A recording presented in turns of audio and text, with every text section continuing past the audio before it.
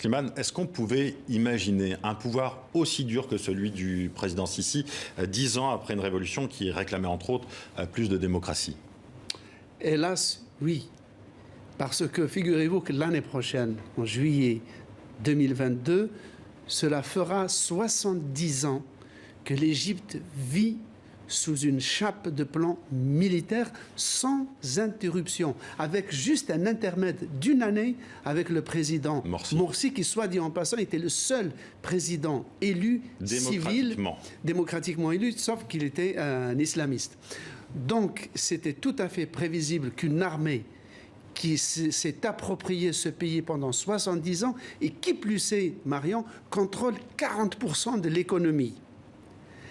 Il était donc tout à fait prévisible que l'armée n'allait pas lâcher le morceau. Et d'ailleurs, elle a absous le président Moubarak pour se blanchir complètement et donc rester au pouvoir. Alors, le président Sisi a fait voter une réforme constitutionnelle qui lui permet de rester au pouvoir jusqu'en 2030. Est-ce qu'on peut imaginer une nouvelle révolution d'ici là? Est-ce que les germes de la révolution de 2011, justement, pourraient continuer à grandir? Alors, l'élément premier, le mobile premier d'une révolution, c'est-à-dire un mécontentement, une frustration, un étouffement, sont là, n'ont pas bougé.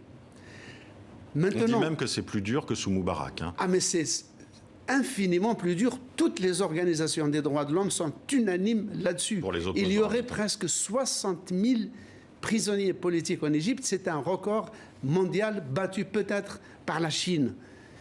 Mais pour qu'il y ait une révolution, pour que les gens descendent dans la rue, il faudrait que le régime soit au moins ce qu'était Moubarak. Parce que sous Moubarak, maintenant on parle de Moubarak presque avec nostalgie. Il y avait une opposition parlementaire, certes croupion, mais qui existait. Il y avait une liberté de critique dans la presse, un minimum de liberté d'association.